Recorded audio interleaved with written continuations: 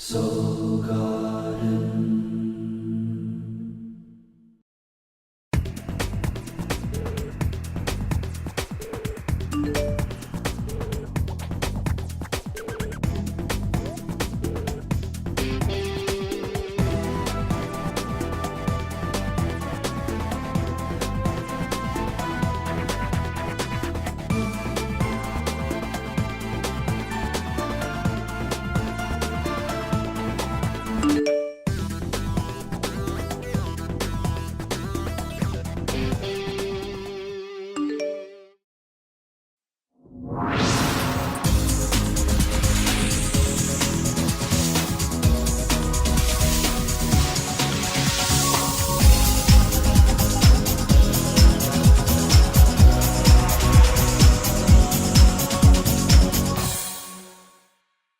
Namaste, and welcome to Soul Horoscopes Orbits Edition. From my webcam to yours, I'm Christopher Rayman Witecki, your astrologer, and I'm a soul biographer, here to help you put the pieces of your personal karmic story together. Now our heart, which is where it's all about, is now in Virgo. In fact, we're in Chapter 2 of Sun in Virgo. We'll move from taking action to step away from what we don't like in our life or reality, and by the end of the week, hopefully finding peace and harmony back with reality. Mostly this is a health or reality change, and no matter what, you can expect change to happen in your life this week. Now, emotions start off a bit turbulent in Cancer, but then move into I Love Leo for 2 days on Monday and Tuesday. It's Light Cast Day, Wednesday, Thursday, with the Moon and Sun in Virgo, and the week ends with emotions being very sensitive and tranquil in Libra. The moon signs most affected are Cancer, Capricorn, Leo, Aquarius, Virgo, Pisces moons highly affected, and Libra, Aries moons also affected, particularly at the end of the week. Now, looking at orbits, man, our chakras most affected starts at the solar plexus with the moon in Cancer, but then there's a whole party going on in the heart chakra, the sun, the moon, and now Mars is in Leo, so we now have our root chakra energy mixing with our heart chakra energy. The first thing that means is bow chicka bow wow. A whole bunch of Geminis are now being conceived, I can guarantee you that. But it also means it's hard for us to separate some of our ego initiative from our heart initiative, and I'll give you some clues on that here looking at the planets. It comes from this soul pyramid in water, this grand trine. You see, Saturn has now moved to 7 degrees Scorpio, which says before you close the door on somebody or something forever, and that's how we're feeling, even these world politics kind of reveals that we're about to change international politics forever, you should check your guides, you should meditate, you should connect. So in each of your horoscopes up above, I'll be giving you some tips on that. Another interesting clue, though, of course, is this grand square or grand cross, which will be breaking apart this week. Thank goddess for that, due to Venus and its fast-moving path. Now, the Venus-Uranus opposition is the last little touch of the grand square, and so in essence, I think once it passes through, you kind of figure out what's fair to you, and this weekend when the moon crosses Venus, I think we're finally feeling kind of free from all that energy. But don't forget to meditate, because like I said, once again, we are mixing our root chakra, bow chicka bow, with our heart chakra, and it's hard for us to separate. All right, let's take a good bird's eye view of you by taking the ascension elevator up. And I got a little secret for you up there, so see you upstairs. Folks, this is your captain speaking. We realize you have a choice in the astrologers you choose to fly with, and we'd just like to thank you for flying with Christopher Witecki. Hello, my Aquariuses and Aquarius Risings, the innovators of the zodiac, and welcome to 33,000 feet for a bird's eye view of your stories. We have a lot going on, a lot of oppositions. Most of the story this month and this week deals with where you draw your personal boundaries. Now, boundaries are a big issue anyway. Saturn in Scorpio has you drawing boundaries when it comes to career and where your legacy is going. So emotional boundaries are very much part of your career. But now we're getting to the real core of your boundaries. That is, if you can trust yourself or not trust yourself. Are you being honest with yourself? Are you being authentic with yourself? Can you connect to others? Are you willing to be uncomfortable long enough to change who you are? And when it comes to trust and intimacy, you're like a Virgo, so you're very anal retentive, and this is why Aquariuses and Aquarius Risings are known to be freaks in the sheets, okay? Very unique, let's just say, when it comes to what you like with your sexual fun. Well, that said, you are now up against your own details, your own little funkinesses, and the funkinesses really go down to deeper stuff. What are you comfortable with? What are you not comfortable with? And whether you realize it or not, you can reprogram what you're comfortable with. So one of the oppositions that you've been dealing with is, where your boundaries are. And on the other side of that ends up being how valuable you feel or not valuable you feel.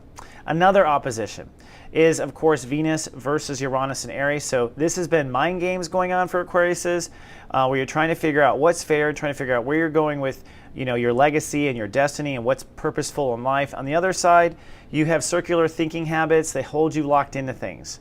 Another opposition, faith versus reality. Now, reality is just maybe got you feeling vulnerable. Jupiter is making you connect more to reality. So anywhere you have been disconnected, it's causing things to fall apart. This is in the workplace. This is with equipment in the moment. This is with your body. This is with your health.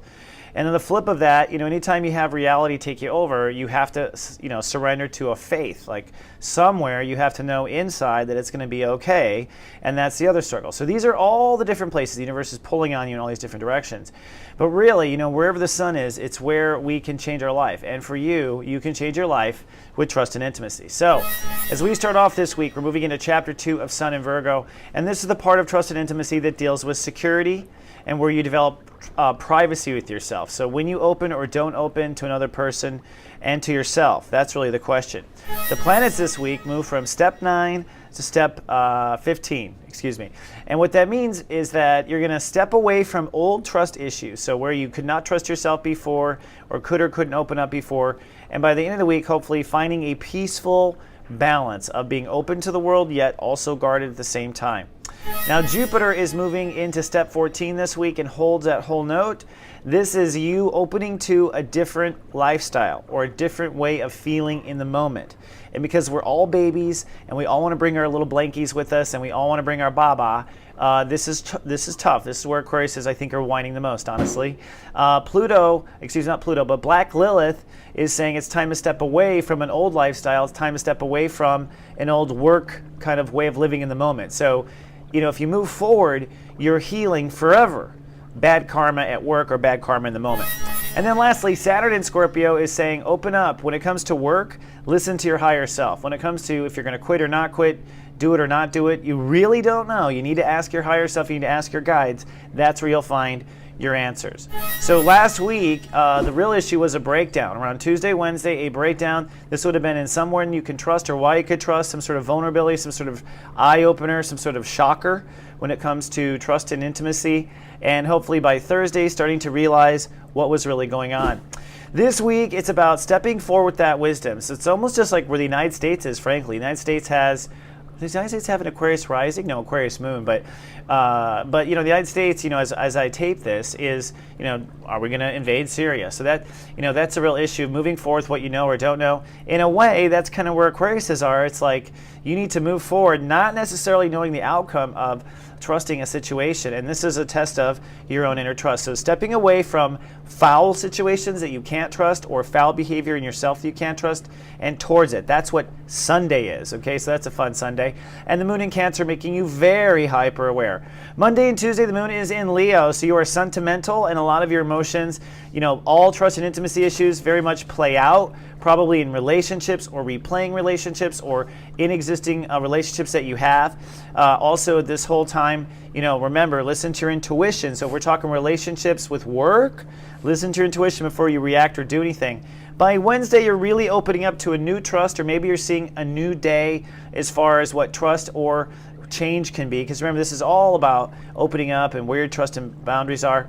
But by Wednesday night, it is light cast evening, and the sun and moon come together, so there could be very well some sort of emotional test of trust where you might have to, put your money on a job or put your faith into something without having the confidence of knowing, and almost having to seal the deal on Wednesday and not know until you fall asleep.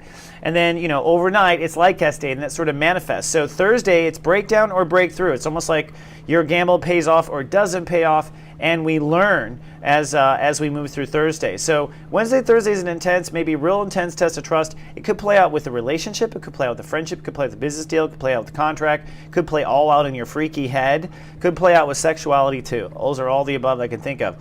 Then on Friday, it's breakthrough. Thank Goddess. And the moon moves out of vulnerable 8th house and into theory. And so by the end of Friday, emotions get intellectual again. They get airy again. They're moving into Libra.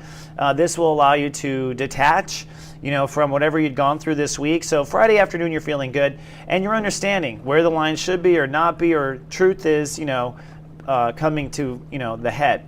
Then Saturday, if you've understood, if you've done the work as far as where boundaries have to be, if you had to speak up this week, if you had to draw lines with someone, no matter what it is, Saturday looks like things shift to peace. And you are way in the cosmos of philosophy and belief over Saturday and Sunday.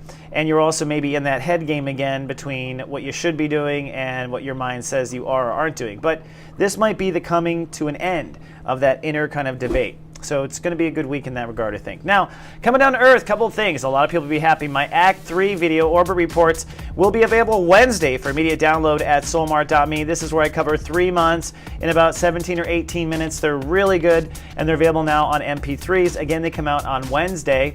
Jumpstart the Heart's a 90-minute seminar where I will get in front of you and we will jump into your heart. For you, this specifically plays out in relationships. For those Aquarius and Aquarius risings wanting new relationships, this is 90 minutes and affordable, and everyone reports a glossy kind of coating afterwards, just a glow. It really is. Everything. You can walk out of the class glowing, lasts for about 4 days. That's all I have for this week. I thank you so much for everything, Aquas and Aqua Risings. My products and services are available at soulmart.me if I didn't mention. Stay true to where you can trust yourself and be honest with yourself. That's ultimately my advice for this week. Be honest, and then you'll be able to put those boundaries out honestly. I'll see you in 7 days with more. Until then, live, love, be.